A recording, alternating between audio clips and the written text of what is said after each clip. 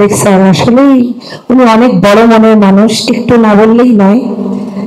যে আমি ওনার এত কাছাকাছি কিভাবে আসতে পেরেছি সামান্য একটু বলি যে স্যার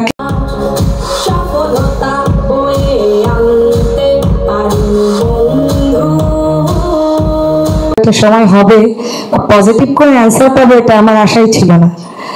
তো তারপরে আরেকটা কল করি, কল করার পর তৃতীয়বার আর আমাকে কল করা লাগেনি। তো লিডারকে শুধু একটাই কথা আমার রিকোয়েস্ট ছিল যে লিডার আমি একটা গান করেছি, আপনি যদি এই গানটা একটু শুনতেন আমি নিজেকে অনেক ধন্য মনে করতাম, এবং গানটার মোড়ক যদি আপনি উন্মোচন করতেন আমি আরো বেশি ধন্য হয়ে যেতাম। তো আমার স্বপ্ন ছিল যে এই প্রিয় লিডার যে আমার পাশে আসবে, আমার তার পাশে বসে আমি যে আমার গানের মোড়ক উন্মোচন করবে, আমি আসলে এটা কল্পনাও করতে পারছি না।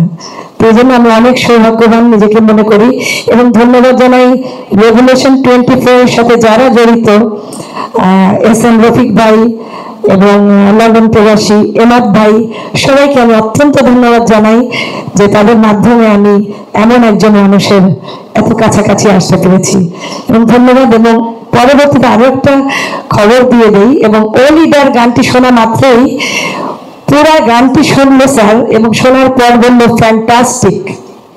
এই ফ্যান্টাস্টিক আর কাজের জন্য অনেক বেশি উৎসাহ জুগিয়েছে এবং যোগাবে পরবর্তীতে।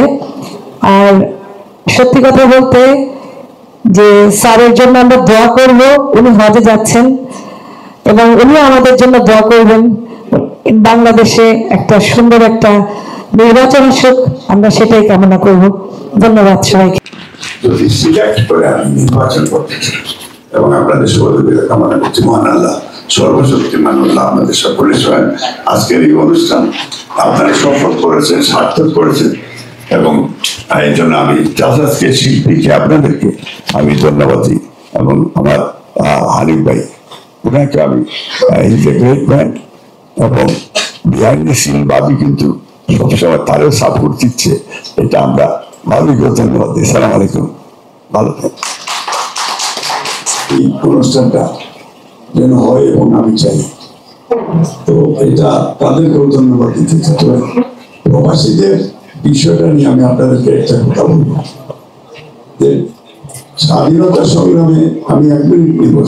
স্বাধীনতা সংগ্রামে আপনারা জানেন যে প্রবাসী শহীদ প্রেসিডেন্ট জিয়াউর রহমানের ঘোষণার পরে কয়েক বিলিয়ন ডলার পাউন্ড তারা মুক্তিযুদ্ধের অস্ত্র কিনে দিয়েছে লন্ডনে।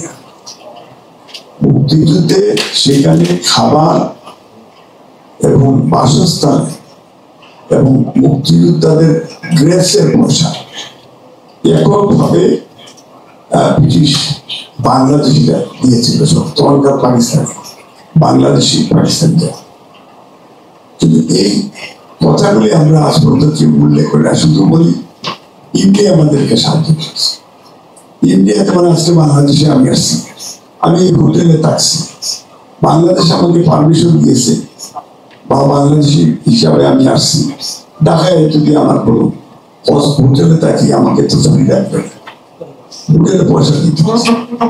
ইন্ডিয়াকে আমরা পয়সা দিয়েছি, ইন্ডিয়া বলেছ আমাদের ৯৫,০০০ পাকিস্তানিদের অস্ত্র দিয়েছে। গোলা বারুদ আমাদের বিলিয়ন বিলিয়ন ডলার তারা নিয়েছে। মেজর দলি আপনাদের বনাগুল পড়ার গুলি করেছে, তারা অনেক কিছু নিয়েছে। প্রবাসীদের নামটা এখন পর্যন্ত কেউ নেয় না।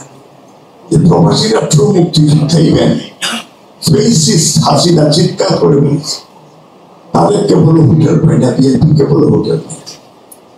আওয়ামী লীগ সেখানে, তার সরকার সেইখানে ব্যর্থ করে দিয়েছে প্রবাসী আন্দোলন, এবং ইভেন প্রবাসীদেরকে হাসিনা শেষ করতে সারেন্ডার হয়ে 4 দাওয়া পর্যন্ত দিয়েছে।